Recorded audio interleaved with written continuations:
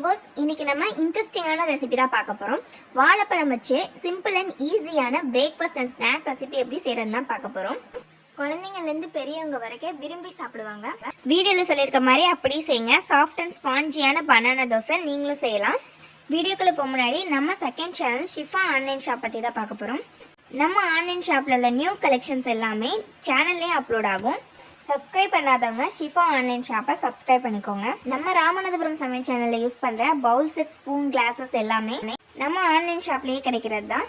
இது மட்டும் இல்லை, ஹிஜாப், ஷால்ஸ், துப்பட்டாஸ், ஸ்டோன் சாரீ, பட்டு சாரீ, நைட் வியர், இப்படி ஏகப்பட்ட கலெக்ஷன்ஸ் நம்ம ஷிஃபா ஆன்லைன் ஷாப்லேயே அஃபோர்டபுள் ப்ரைஸ்லேயே கிடைக்குது. நம்மக்கிட்ட நிறைய ரீசெல்லர்ஸ் கூட இருக்காங்க. நம்ம ரீசெல்லர்ஸ்க்காக ரொம்ப கம்மியான மார்ஜின் வச்சு கொடுத்துட்ருக்கோம். நம்ம ஷாப்போடைய குரூப் லிங்க் டெஸ்கிரிப்ஷனில் இருக்குது. ஜாயின் பண்ணிட்டு வீட்டில இருந்தே ஹாப்பியா ஷாப்பிங் பண்ணுங்க. ரீசெல்லர்ஸ் குரூப் அட்மினுக்கு மெசேஜ் பண்ணுங்க.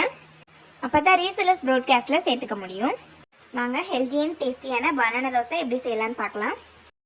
இன்னைக்கு நான் நல்லா பழுத்த 5 வாழைப்பழம் எடுத்திருக்கேன். ரொம்ப பழுத்த வாழைப்பழத்தை அதிகமாக சாப்பிட விரும்ப மாட்டோம். அந்த மாதிரி பழத்தை இதுக்கு நம்ம யூஸ் பண்ணிக்கலாம்.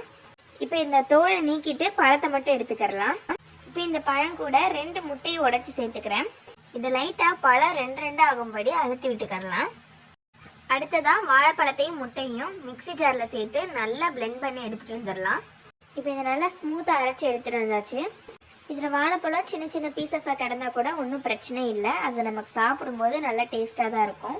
இதை வேறு ஒரு பவுலுக்கு மாற்றிக்கிறேன். இப்போ இது கூட 200 கிராம் வெல்லத்தை துருவி வச்சுருக்கேன்.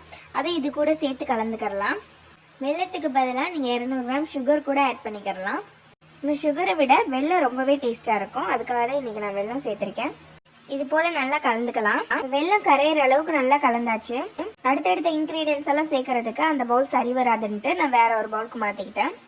அடுத்து 1/2 மூடி தேங்காய் திரி வச்சுருக்கேன். அதையும் இது கூட சேர்த்து நல்லா கலந்துக்கலாம். அடுத்ததான் 1/2 ஸ்பூன் உப்பு சேர்க்குறேன். 1/2 ஸ்பூன் பேக்கிங் பவுடர். இதுக்கு பதிலாக நீங்கள் சோடா கூட சேர்க்கலாம். சோடாப்பு சேர்க்கும் போது நீங்கள் 1/4 ஸ்பூன் சேர்த்துக்கோங்க. இதே நல்லா கலந்துக்கலாம். அடுத்ததாக 200 கிராம் கோதுமை மாவு சேர்க்குறேன். இதுக்கு பதிலாக நீங்கள் மைதா கூட சேர்த்துக்கலாம். நான் மைதா விட கோதுமை நல்லதுங்கிறதுனால இன்றைக்கி நான் கோதுமை மாவு சேர்த்துருக்கேன். கொஞ்சமாக சேர்த்து கலந்துக்கலாம். மாவு திக்காகும் போது பால் சேர்த்து தோசை மாவு பதத்துக்கு கலந்துக்கலாம்.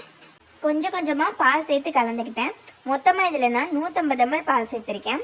இன்றைக்கி நான் காய்ச்சின பால் தான் சேர்த்துருக்கேன். நீங்கள் காய்ச்சாத கூட சேர்த்துக்கலாம். இது எல்லாத்தையும் நல்லா கலந்தாச்சு. இதை எடுத்து ஊற்றுனீங்கன்னா திக்காகவும் இருக்கணும், அதே சமயம் கீழே நல்லா சரசரன்னு விழுகணும்.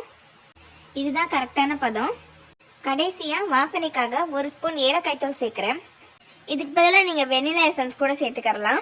ஆனால் அதை விட ஏலக்காய் தூள் டேஸ்ட்டு தான் ரொம்ப பிடிக்கும். அப்படிங்கிறனால இன்றைக்கி நான் ஏலக்காய் தூள் சேர்த்துருக்கேன்.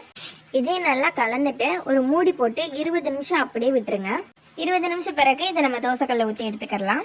இப்போ 20 நிமிஷம் ஆயிடுச்சு. தோசையை ஊற்றி எடுத்துக்கிறதுக்காக ஸ்டவ் ஆன் பண்ணி தோசைக்கல் வச்சுருக்கேன்.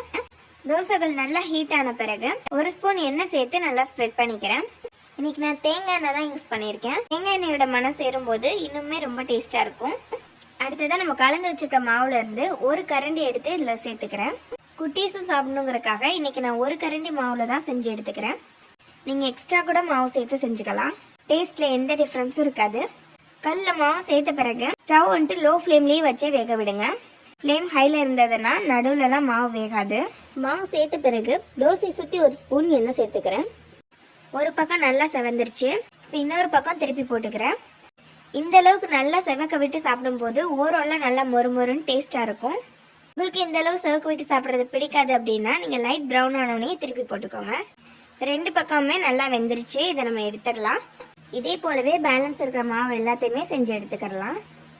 ஹெல்தி அண்ட் டேஸ்டியான பனானா தோசை ரெடி ஆயிடுச்சு. ஒரு முறை வீட்டில் இருக்க எல்லாருக்கும் பிரேக்ஃபாஸ்ட்டுக்கோ ஈவினிங் ஸ்நாக்ஸ்க்கோ செஞ்சு கொடுங்க. அடிக்கடி செஞ்சு கேட்பாங்க. நீங்களே பாருங்க எவ்வளோ ஸ்மூத்தாக சாஃப்டாக இருக்குன்னு. கண்டிப்பாக செஞ்சு பார்த்து எப்படி இருந்ததுன்னு கமெண்ட்ல சொல்லுங்க. இந்த ரெசிபி உங்களுக்கு பிடிச்சிருந்ததுன்னா மறக்காம லைக் பண்ணி ஷேர் பண்ணிடுங்க. இது போல சூப்பரான ரெசிபிஸை தொடர்ந்து பார்க்க நம்ம ராமநாதபுரம் சமையல் சேனலை சப்ஸ்கிரைப் பண்ணி கூடவே பெல் ஐக்கானை கிளிக் பண்ணிக்கோங்க. அப்போ நாங்கள் போடக்கூடிய புது வீடியோஸ் உங்களுக்கு நோட்டிஃபிகேஷனில் வரும். இன்ஷா அல்லாஹ் சூப்பரான ரெசிபியோட நெக்ஸ்ட் வீடியோவில் பார்ப்போம். அஸ்ஸலாமு அலைக்கும்.